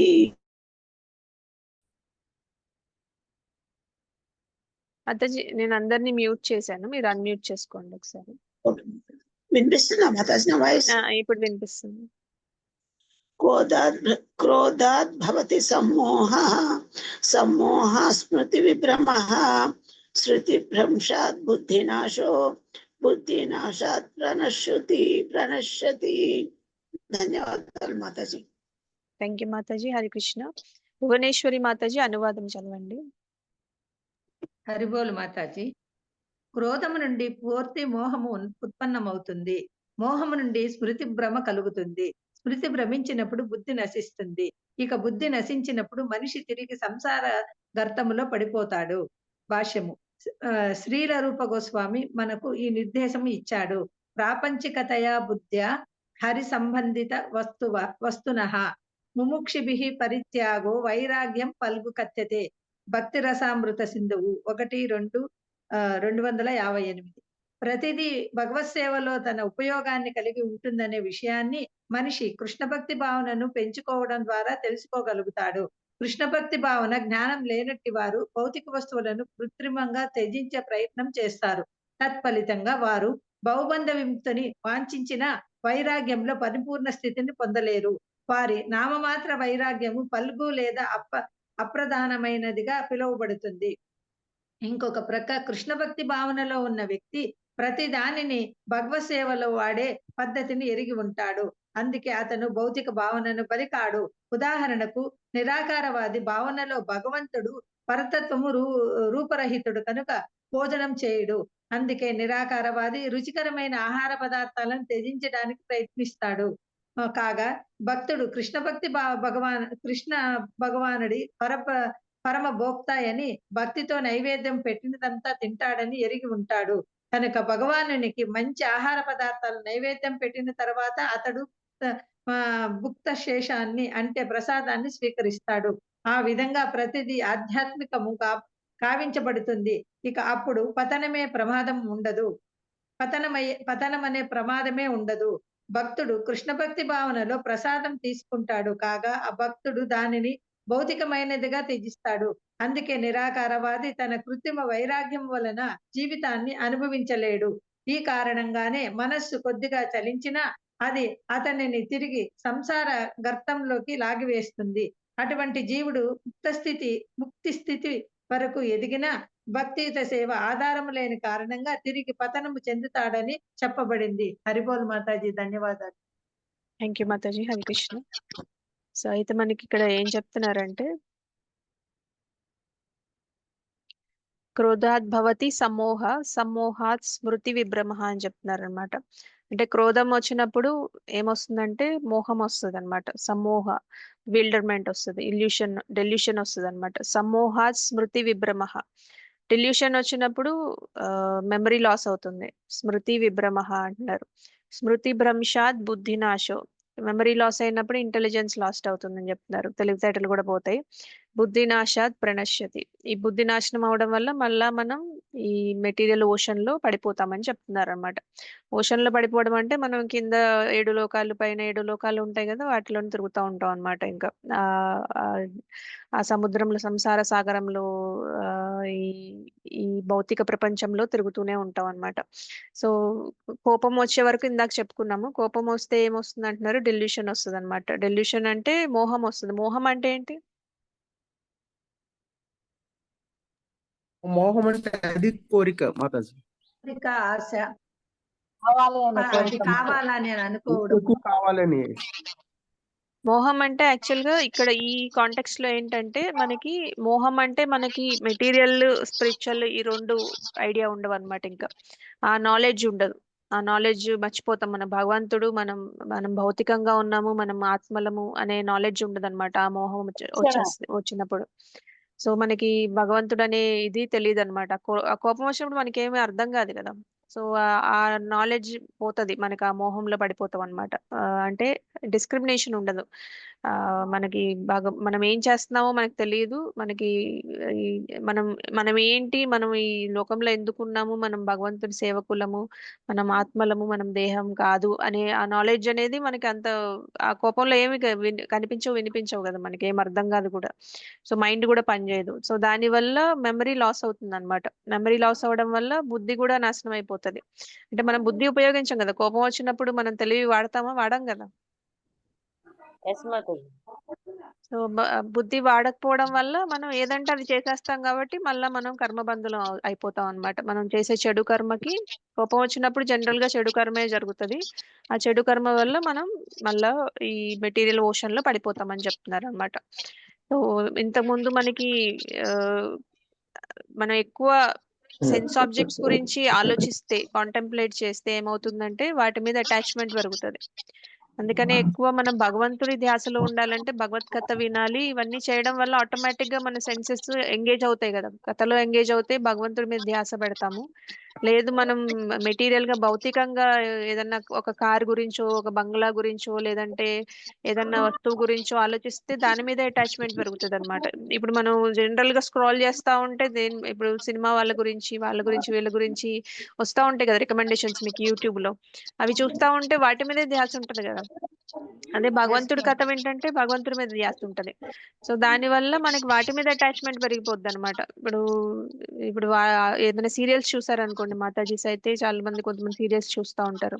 సీరియల్స్ చూసినప్పుడు వాళ్ళు ఏమి ఆలోచిస్తారు, వాళ్ళు ఏం నగలు వేసుకున్నారు, లేకపోతే వాళ్ళు ఏం బట్టలు వేసుకున్నారు, అలాంటివి మనం కూడా కొనుక్కోవాలని అనిపిస్తుంది కదా. లేదంటే వాళ్ళు ఎలా బిహేవ్ చేస్తున్నారు వాళ్ళ అత్తగారితో వాళ్ళ అండ్ అవన్నీ కొన్ని చూపిస్తా ఉంటారు కదా, అవన్నీ మనకి తెలియకుండానే లోపలికి అటాచ్మెంట్ పెరిగిపోద్ది అనమాట వాటి మీద. సో వాటి మీద అటాచ్మెంట్ పెరిగినప్పుడు ఆ, అవి కావాలనిపించినప్పుడు దొరక్కపోతే కోపం వస్తుంది అనమాట. కోపం వచ్చినప్పుడు మనకి క్రోధాద్భవతి సమ్మోహ అన్నమాట, మోహం వస్తుంది. మోహంతో మనకి స్మృతి భ్రమిస్తుంది. స్మృతి భ్రమించినప్పుడు బుద్ధి నాశనం అయిపోద్ది, మన తెలివి అసలు పనిచేయదు అనమాట. ఇంటెలిజెన్స్ లాస్ట్ అయిపోతాం. ఇంటెలిజెన్స్ పని చేయకపోతే మనకి ఏదంటే అది చేసేస్తాం కదా, మన బిహేవియర్ డిఫరెంట్ గా ఉంటది. ఇంటెలిజెన్స్ మాట వింటేనే మనకి కరెక్ట్ గా నడుచుకోగలుగుతాం. మనం ఇంటెలిజెన్స్ మాట వినకుండా మన ఇష్టం వచ్చినట్టు చేస్తే మనం ఈ ప్రణశ్యతి అయిపోతామని చెప్తున్నాం, అంటే మెటీరియల్ ఓషన్ లో పడిపోతామని చెప్తున్నారు అనమాట. సో ఇక రూప గోస్వామి గురించి కూడా, రూప గోస్వామి రిఫరెన్స్ కూడా ఇచ్చారు ఆయన. ఈ భక్తి రసామృత సింధులో చెప్పారనమాట, ప్రాపంచికతయా బుద్ధ్యా హరి హరి సమన్విత స్తునః అని చెప్పారనమాట. అంటే ఈ ప్రాపంచిక విషయాల్లో మనం ఆ కృత్రిమంగా మనం ఛేదించినట్టయితే అది ఫల్గు వైరాగ్యం అని చెప్తున్నారు అనమాట. ఫల్గు వైరాగ్యం అంటే మనం నిజంగా వదిలేయం అనమాట, వాటిని కంట్రోల్ చేసుకొని. ఇప్పుడు ఎలా అయితే మనకి అష్టాంగ యోగాలో ఆ వాళ్ళు భగవంతుడు ఉన్నాడని నమ్మరు అనమాట, అంటే వాళ్ళు నిరాకారాన్ని ఆ ధ్యానం చేస్తారు కదా. సో భగవంతుడికి ఆకారం ఉన్నదని వాళ్ళు నమ్మరు కాబట్టి వాళ్ళు ప్రసాదం చేసి వాళ్ళకి ఇవ్వరు అనమాట, డీటీస్ కి ఆఫర్ చేయరు అనమాట. సో వాళ్ళకి ఏంటంటే వాళ్ళు డీటీస్ కి ఆఫర్ చేయరు కాబట్టి వాళ్ళ సెన్సెస్ కి వాళ్ళకి తినాలనే కోరిక ఉన్నా కూడా వాళ్ళు తినలేరు అనమాట. వాళ్ళు కంట్రోలింగ్ లోనే ఉంటారు, ఏదో ఒక రోజు ఆ కంట్రోల్ మిస్ అవుతుంది. కానీ భక్తులైతే ఏం చేస్తారు, ఫల్గు వైరాగ్యం ఉండదు వాళ్ళకి. వాళ్ళు ఎలా ఉంటుందంటే వాళ్ళు చక్కగా మంచి మంచి పదార్థాలు భగవంతుడికి ఆఫర్ చేస్తారు, ఆ ప్రసాదాన్ని కూడా తీసుకుంటారు అనమాట. అంటే వాళ్ళు తినాలనే కోరికతో వాళ్ళు చేయరు, భగవంతుడికి ఆఫర్ చేయాలనే కోరికతో చేస్తారు. అట్ ద సేమ్ టైం వాళ్ళకి సెన్సెస్ కూడా సాటిస్ఫై అయిపోతాయి అనమాట, ప్రసాదం రుచికరమైన ప్రసాదం తీసుకుంటారు కాబట్టి. సో ఫల్గు వైరాగ్యం కాకుండా కృష్ణ చైతన్యంలో చేసే ప్రతి సేవ ప్రతి పని అది చాలా మనకి ఈ ఈ స్థిత ప్రజ్ఞతకి ఉపయోగపడుతుందని మనం దీని నుంచి కూడా నేర్చుకోవచ్చు అనమాట. సో 62, 63 వల్ల మనకి కృష్ణ ఏం చెప్తున్నారంటే మనకి ఆ ఈ ప్రతి ఇంద్రియ వస్తువుల్ని అంగీకరించడం వల్ల చాలా ప్రమాదాలు ఉంటాయి. స్థితప్రజ్ఞుడు వాటి మీద దృష్టి మరల్చకుండా తనని తాను ఎలా నియంత్రించుకోవాలో కూడా వివరించారు మనకి కృష్ణ. ఇంకా అతను ఇంద్రియ వస్తువులను అంగీకరించడం తప్పు కాదని కూడా చెప్తున్నారు అనమాట. అది నియంత్రించబడిన ఇంద్రియాలతో మనసుతో అనవసరమైన అనుబంధం లేకుండా చేస్తే అది బెటర్ అని చెప్తున్నారు అనమాట. అంటే మనం తినాలనే అనుబంధంతో మనం నైవేద్యం పెట్టము, భగవంతుడి కోసం పెడతాము. మనకి ఆ ప్రసాదం వల్ల మన ఇంద్రియాలు కూడా తృప్తి పడతాయి అని చెప్తున్నారు అనమాట. అంటే మనం అస్సలు తినకుండా మనం ఈ అష్టాంగ యోగాలాగా నిరాకారులు మాయావాదులు చేసే విధంగా మనం కంట్రోల్ చేయాల్సిన అవసరం లేదు, అది ఫల్గు వైరాగ్యం అని మనకి రూప గోస్వామి కూడా మనకి దీంట్లో చెప్పారన్నమాట భక్తి రసామృత సింధులో. సో క్లియర్ గానే ఉందా ఈ శ్లోకం? మాతాజీ ఫల్గు వైరాగ్యం గురించి కొంచెం ఎగ్జాంపుల్స్ చెప్పరా? అంటే చాలా సార్లు ఈ పదం వాడుతుంటారు మెటీరియల్ లైఫ్ లో, కొంచెం దాని ఎగ్జాంపుల్స్ తో కొంచెం చెప్పండి. ఫల్గు వైరాగ్యం, ఫల్గు వైరాగ్యం అంటే ఇంగ్లీష్ టర్మ్ ఏంటి మాతాజీ ఫల్గు వైరాగ్యం? ఒక్క నిమిషం, నేను ఇది ఇంగ్లీష్ భగవద్గీత ఓపెన్ చేస్తాను. ఇప్పుడు రూప గోస్వామి గురించి చెప్పారు కదా మాతాజీ, అందులోనే ఇచ్చారు కదా ఫల్గు వైరాగ్యం. అదే మళ్ళొక్కసారి నాకు కూడా అదే డౌట్ వచ్చింది మాతాజీ. ఒక్క నిమిషం, నేను ఇంగ్లీష్ తో ఒకసారి ఓపెన్ చేస్తున్నా. వేదాబేస్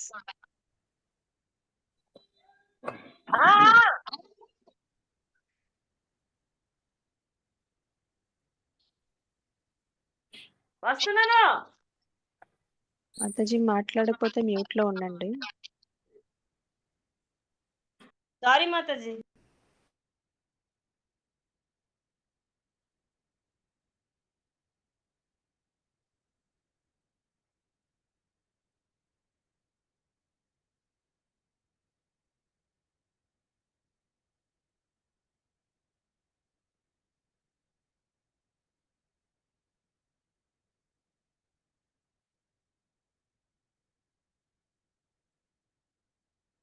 ఇంగ్లీష్ బుక్ ఉందా ప్రభు మీ దగ్గర?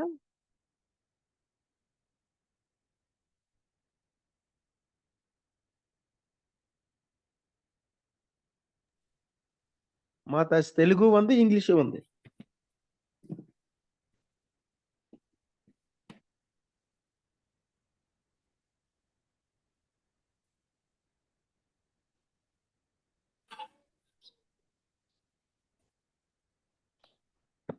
సో ఫల్గు అనే చెప్పారు ఇంగ్లీష్ లో కూడా. ఫల్గు అంటే లెస్ ఇంపార్టెంట్ అన్నమాట. జనరల్ గా ఫల్గు వైరాగ్యం అంటే ఏంటంటే ఫాల్స్ రినౌన్సియేషన్ అంటారు అనమాట. అంటే మనకి జెన్యున్ గా మన స్పిరిచువల్ అండర్స్టాండింగ్ తో డిటాచ్మెంట్ ఉండదు అనమాట. అంటే ఆ వస్తువు మీద మనకి ఇంట్రెస్ట్ లేకపోతే డిటాచ్మెంట్ ఉంటుంది, లేదంటే కంట్రోలింగ్ డిటాచ్మెంటే ఉంటుంది. ఇప్పుడు ఎలా అయితే మనకి ఇది చెప్పుకున్నాం కదా, యోగులు వీళ్ళందరూ ఏం చేస్తారని చెప్పుకున్నాం మనం జనరల్ గా. వాళ్ళు ఇప్పుడు ఈ రుచికరమైన ఆహార పదార్థాలు తినకూడదు, వాటి మీద అటాచ్మెంట్ పెరుగుతుంది అని కంట్రోలింగ్ తో వైరాగ్యం రినౌన్సియేట్ చేస్తారన్నమాట, వాటిని వదిలేస్తారు. అంటే వాళ్ళకి నెక్స్ట్ హైయెస్ట్ పర్పస్ మీద ఉండదు, వాళ్ళు అక్కడ వరకే ఉంటారన్నమాట. దాన్ని ఫల్గు వైరాగ్యం అంటారు. అదే మన భక్తులైతే ఏం చేస్తారంటే వాటి మీద డిటాచ్మెంట్ ఉంటుంది, కానీ వాటిని తీసుకుంటారనమాట. అంటే భగవంతుడికి ఆఫర్ చేసి వాళ్ళు తీసుకుంటారు. అంటే వాళ్ళ ధ్యాస అంతా భగవంతుడి సేవ మీద ఆధ్యాత్మికంగా ఉంటుంది, భౌతికంగా ఉండదు. సో ఫల్గు వైరాగ్యం అంటే ఫాల్స్ రినౌన్సియేషన్ అనే అర్థం అనమాట. సూపర్ఫిషియల్ గా ఉంటుంది, స్పిరిచువల్ అండర్స్టాండింగ్ లో కాకుండా భౌతికమైన అండర్స్టాండింగ్ లో ఉంటుందని కూడా మనం అనుకోవచ్చు. ఓకే, అంటే అది అర్థమైంది మాత. అది కంప్లీట్ గా నిజమైన రినౌన్సియేషన్ కాదు అని అర్థం అనమాట. అంటే హైయెస్ట్ రినౌన్సియేషన్ కి తక్కువ రినౌన్సియేషన్, అంటే అసలు చేయని దానికన్నా అది బెటరే. ఇప్పుడు ఏదంటే అది తినేసి ఏదంటే అది చేసేసే కన్నా ఈ యోగీస్ చేసే కంట్రోలింగ్ ఒక విధంగా మంచిదే, కాకపోతే అది హైయెస్ట్ ఫామ్ కాదని చెప్తారనమాట. ఇన్కంప్లీట్ ఫార్మ్ ఆఫ్ రినౌన్సియేషన్ అని కూడా చెప్తూ ఉంటారు. So complete form of renunciation ఏంటంటే భగవంతుడి మీద ధ్యాసతో చేయడం. అది భగవంతుడి మీద ధ్యాస ఎప్పుడు వస్తుంది, మనకు అండర్స్టాండింగ్ ఉన్నప్పుడు వస్తుంది. ఆ జ్ఞానం, ఆ ఆధ్యాత్మిక జ్ఞానం వల్ల వస్తుంది కదా.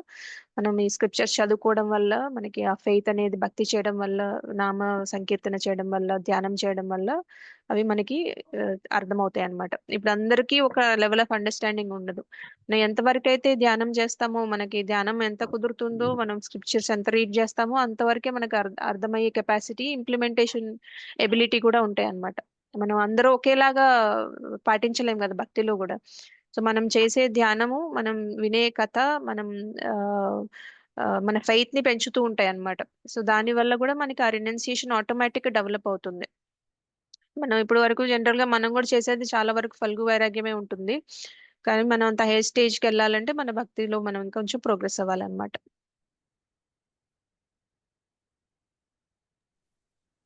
థ్యాంక్ యూ క్లియర్ మాత. గానే ఉంది. క్లియర్గా ఉంది మాత. థ్యాంక్ యూ ప్రభు. హరే కృష్ణ. ఇంకెవరికైనా ప్రశ్నలు ఉన్నాయా దీని గురించి?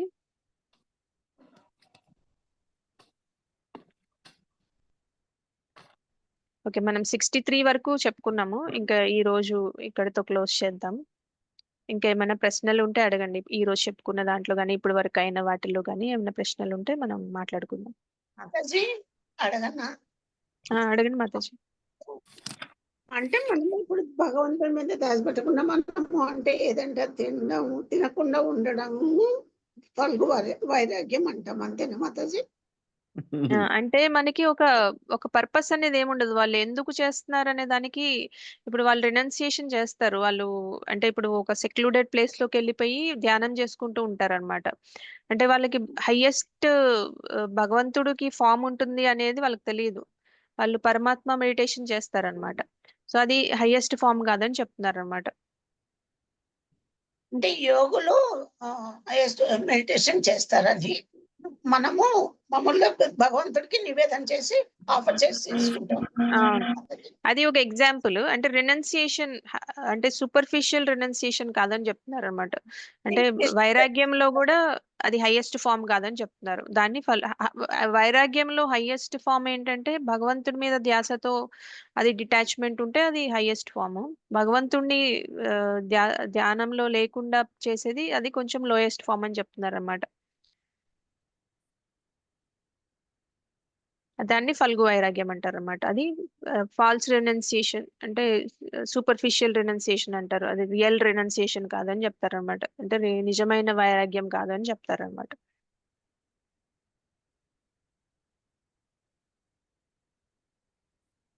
అంటే యుక్త వైరాగ్య అంటారు జనరల్ గా. నిజమైన రినౌన్సియేషన్ ని యుక్త వైరాగ్య అంటారు. అది కంప్లీట్ ఫార్మ్ ఆఫ్ రినౌన్సియేషన్. అది మెటీరియల్ థింగ్స్ నుంచి డిటాచ్మెంట్. మనకి రినౌన్సియేషన్ అంటే అదే కదా. వైరాగ్యం అంటే ఏంటంటే భౌతికమైన విషయాల నుంచి మనం డిటాచ్ అవడాన్ని వైరాగ్యం అంటారు. సో ఆ డిటాచ్మెంట్ అనేది మనకి భౌతికమైన విషయాల మీద డిటాచ్మెంట్ ఆటోమేటిక్ గా వస్తుంది మనం భగవంతుడి మీద భక్తి ఉంటే గనక. భగవంతుడి మీద భక్తి లేకుండా మనం దాన్ని వైరాగ్యం చూపించామంటే అది ఎక్కువ రోజులు ఉండదు, అది నిజమైన వైరాగ్యం కాదు అని. ఇప్పుడు సెన్స్ కంట్రోల్ అనేది ఈ భౌతిక విషయాల మీద మనం ఎంత కంట్రోల్ చేయాలంటే అంత మనకి పెరుగుతూ ఉంటది కదా, దాని మీద నిజమైన కోరిక అయితే తగ్గదని అనుకున్నాం కదా మనం ఇప్పుడు దాకా చెప్పుకున్న దాంట్లో. ఆ కోరిక అలానే నిలిచిపోతుంది కదా. ఆ కోరిక నిలవకుండా ఉండాలంటే మనం next highest level of engagement లో ఉండాలి. అది భక్తి అన్నమాట. అన్నిటికన్నా అల్టిమేట్ హైయెస్ట్ ఎంగేజ్మెంట్ జీవులకి భక్తి. సో ఎలా అయితే మనకి చేప నీళ్ళల్లో ఉంటేనే అది బతికి ఉంటుంది కదా, అంటే దానికి హైయెస్ట్ ఏంటంటే దాని నీళ్ళల్లో ఉండాలి. కానీ దాన్ని బయటికి తీసుకొచ్చి ఒక సింహాసనం వేసి దాన్ని సింహాసనంలో కూర్చోబెట్టి దానికి సకల సౌకర్యాలు కల్పిస్తే దానికి ఆనందం ఉంటుందా? ఉండదు కదా. సో అలానే మనకి కూడా మన హైయెస్ట్ ఎంగేజ్మెంట్ ఏంటంటే మనం భగవంతుడి సేవకులం, భగవంతుడి సర్వీస్ చేయాలన్నమాట. సో మనం అది చేయకుండా మిగతావన్నీ చేసి వాటిలో ఆనందం వెతుకుతా ఉంటాం, కానీ అల్టిమేట్ గా మనకి ఎక్కడ ఆనందం దొరకదు కదా. మనం భౌతికంగా ఏది చేసి తీసుకున్నా సరే, మనం ఇప్పుడు ఒక గోల్ ఉంటది మనకి, ఒక ఇల్లు కట్టుకోవాలనో, లేదంటే ఒక పెద్ద జాబ్ లో ఉండాలనో, ప్రమోషన్ తెచ్చుకోవాలనో, లేదంటే ఏదన్నా కానివ్వండి భౌతికంగా ఏది, అక్కడ దాకా వెళ్ళిన తర్వాత మీకు కొన్ని రోజులు కొంత టెంపరీగా ఎంజాయ్మెంట్ ఉంటది, తర్వాత ఉంటుందా పర్మనెంట్ ఎంజాయ్మెంట్ ఉంటుందా? ఉండదు కదా. ఉండదు మాతాజీ. సో అలానే ఈ వైరాగ్యంలో కూడా పర్మనెంట్ గా మనం రియల్ వైరాగ్యం ఏంటంటే మనం భగవంతుడి ధ్యాసతో భగవంతుడి సేవలో ఉండి డిటాచ్ అయితే అది రియల్ వైరాగ్యం అన్నమాట.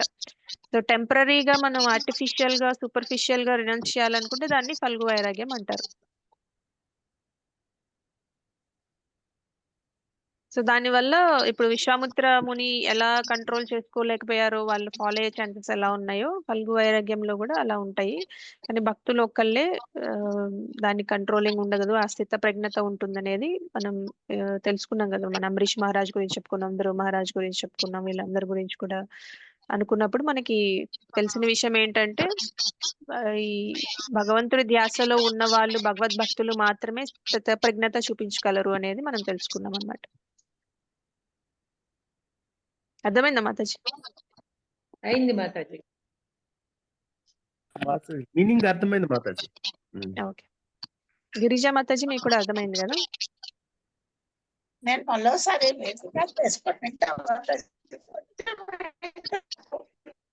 అనిపిస్తుంది, అందుకనే అది రాసుకుంటున్నా కానీ కన్క్లూజన్ రాయలేకపోయా మాతాజీ. అదే అదే అడుగుతాను, నేను మళ్ళీ ట్రై చేస్తాను. అంటే ఫాల్స్ రినౌన్సియేషన్ అంటే రియల్ రినౌన్సియేషన్ కాదేనా అర్థం మాతాజీ. ఫల్గు వైరాగ్యం అంటే అది రియల్ వైరాగ్యం కాదు అని అర్థం అన్నమాట. కొన్ని ఇంగ్లీష్ వర్డ్స్ చెప్తుంటే అది ఇంగ్లీష్ వర్డ్స్ ఎలా రాసుకోవాలో నాకు తెలియటం లేదు, అందుకని కన్ఫ్యూజ్ అవుతున్నాను. అదే దాన్ని ఏమనాలి, ఎలా రాసుకోవాలని ఆలోచిస్తున్నాను అనమాట. అంటే మీరు ఇలా కూడా అనుకోవచ్చు, యాక్చువల్ గా ఇప్పుడు సన్యాసులు అనే కొంతమంది రినౌన్స్డ్ ఆర్డర్ ఆఫ్ లైఫ్ లో ఉంటారు కదా, కొంతమంది సన్యాసులు ఉంటారు కదా, వాళ్ళు మైండ్ లో కోరికలు ఉంటాయి అన్నమాట, హృదయంలో కోరికలు ఉంటాయి, కానీ వాళ్ళు కంట్రోల్ చేస్తూ ఉంటారు. అది నిజమైన వైరాగ్యం కాదని మీరు అనుకోవచ్చు అన్నమాట. అంటే అది హృదయంలో నుంచి బయటికి వెళ్ళిపోవాలంటే ఆ కోరిక అనేది హృదయంలోనే ఉండకూడదంటే మనకి భక్తి ఒకటే మార్గం అనేది మనం తెలుసుకోవచ్చు, సింపుల్ గా చెప్పాలంటే. సో మనం ఇప్పుడు మనం బలవంతంగా కంట్రోల్ చేయడాన్ని ఫల్గు వైరాగ్యం అంటారు. అది రియల్ గా మనం భగవద్భక్తిలో ఉంటే అది ఆటోమేటిక్ గా కంట్రోల్ అయిపోద్ది, మనకి వాటి మీద ధ్యాసే ఉండదు అనమాట. మైండ్ లో కోరిక ఉండి మనం కంట్రోల్ చేసుకోవడం కష్టమా కాదా? కష్టం మాతాజీ. అలా మైండ్ లో నుంచి ఆ కోరిక లేకుండా పోవడం ఈజీ కదా. అది ఎప్పుడు పోతుంది అంటే భక్తిలో ఉన్నప్పుడే పోతుంది. ఫాస్టింగ్ లో ఉండి మనం చేస్తాం కదా ఆహార పదార్థాలు, అలాంటిది ఫల్గు వైరాగ్యం కింద వస్తుంది. అంటే ఫాస్టింగ్ లో ఉండి భగవద్భక్తిలో ఉంటే పర్వాలేదు, భక్తిలో లేకుండా ఫాస్టింగ్ చేయాలంటే మీరు ఎందుకు చేస్తున్నారో తెలీదు, దేనికోసం చేస్తున్నారో తెలీదు, అది భగవంతుడి మీద కనెక్షన్ ఉండదు, దాన్ని ఫల్గు వైరాగ్యం అనుకోవచ్చు.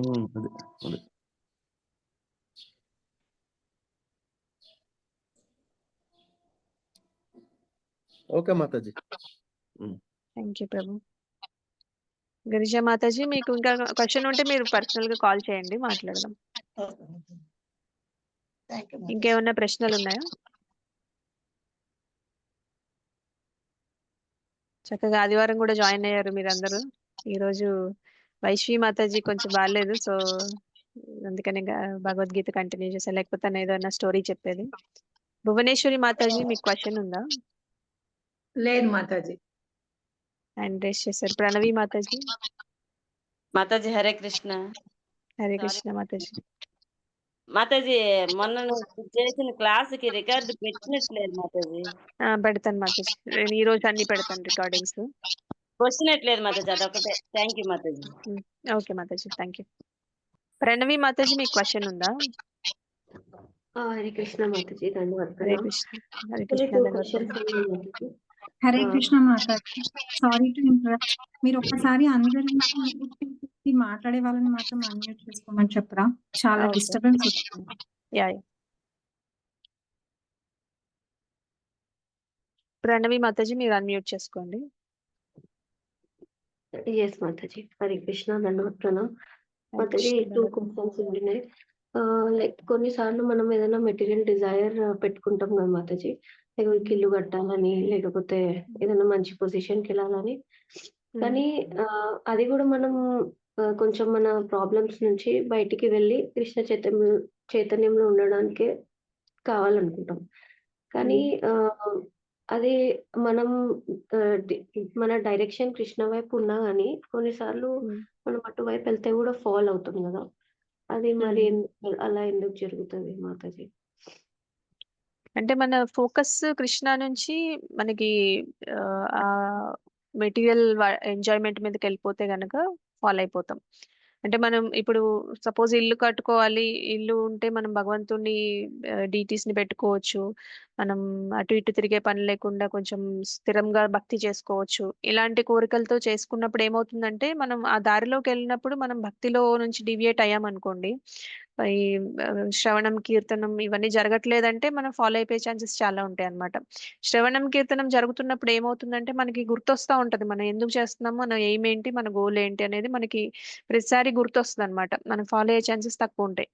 లేకపోతే మనం గుర్తు చేసుకోపోతే ఏమవుతుందంటే మనం స్టార్ట్ చేసినప్పుడు గుర్తుంటుంది, దాంట్లోకి వెళ్ళినప్పుడు మర్చిపోతాం కదా.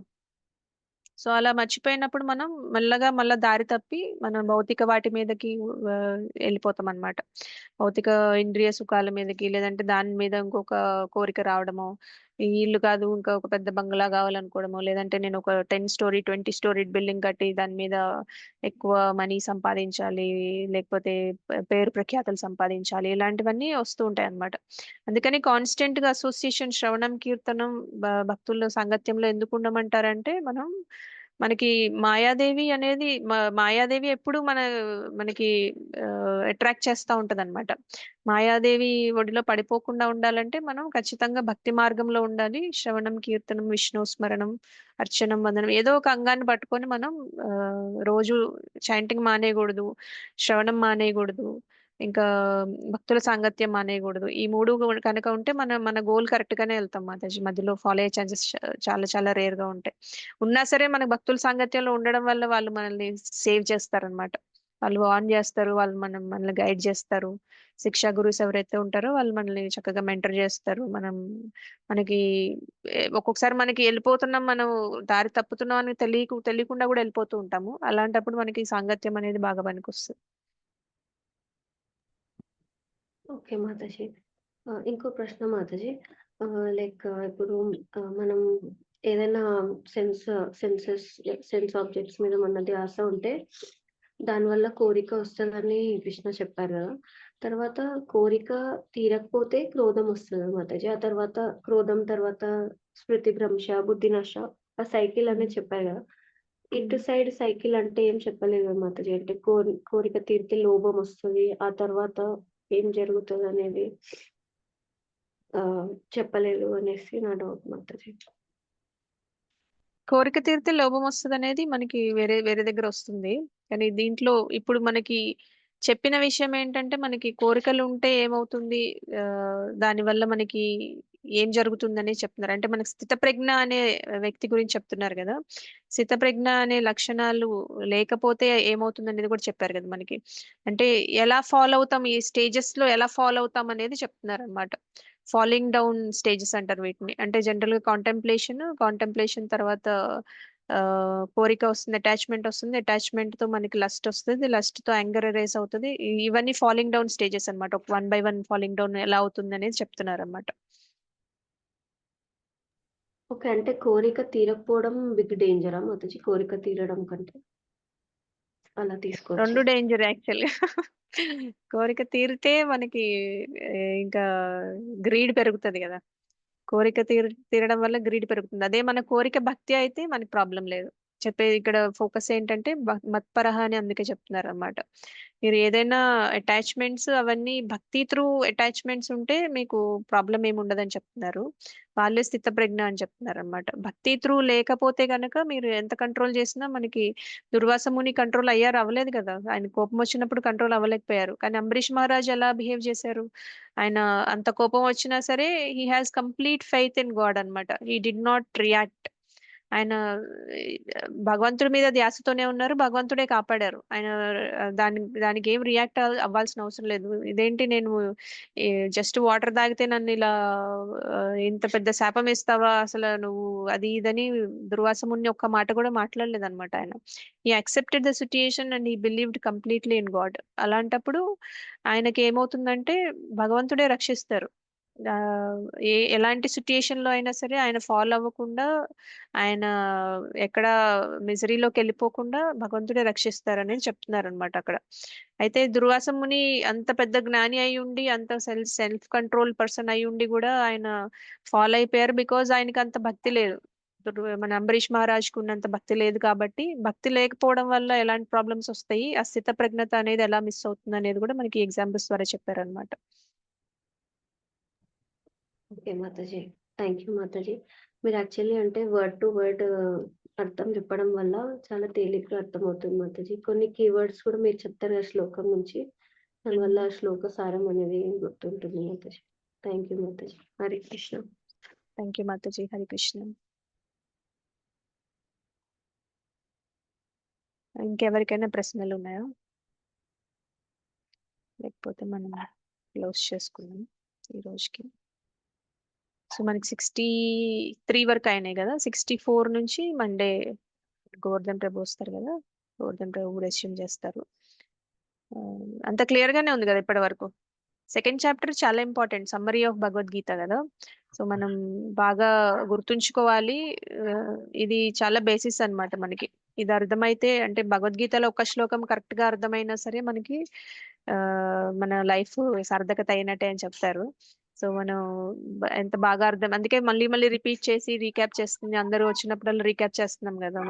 రిషికేష్ ప్రభు రీక్యాప్ చేశారు, గోవర్ధన్ ప్రభు, వీళ్ళంతా కూడా, అనుష మాతాజీ మళ్ళీ మళ్ళీ ఎందుకు రీక్యాప్ చేస్తున్నామంటే అలా మనకి మర్చిపోకుండా ఉండాలని రీక్యాప్ చేస్తున్నాము. సెకండ్ చాప్టర్ బాగా మళ్ళీ మళ్ళీ మీరు చదువుకుంటూ ఉండండి. క్వశ్చన్స్ ఏమన్నా ఉంటే కూడా అడగచ్చు మీరు. మేబీ మనం క్విజ్ కూడా ఒకటి ప్లాన్ చేద్దాము మళ్ళీ గుర్తు చేసుకోవడానికి. కొన్ని క్వశ్చన్స్ అడిగితే మళ్ళీ మనకి రివైవ్ అవుతుంది కదా నాలెడ్జ్ కూడా. కాకపోతే మీరైతే ఖచ్చితంగా చదువుకోండి, మళ్ళీ మళ్ళీ చదువుతా ఉండండి. ప్రభుపాద పర్పోర్ట్స్ చాలా బాగుంటాయి. మీరు ఒకసారి చదువుకున్నారంటే మీకు అది రిజిస్టర్ అవుతుంది మైండ్ లో. నెక్స్ట్ చాప్టర్స్ కూడా మీకు ఈజీగా అర్థమవుతాయి అన్నమాట. ఓకే, మనం ఇంకా క్లోజ్ చేసుకుందాము. Thank you so much. వంశాకల్పతరుభ్యశ్చ కృపా సింధుభ్యేవచ పతితానాం పావనేభ్యో వైష్ణవేభ్యో నమో నమః. అనంతకోటి వైష్ణవ వృంద కీ జై. శ్రీల ప్రభుపాద కీ జై. శ్రీమద్ భగవద్గీత కీ జై.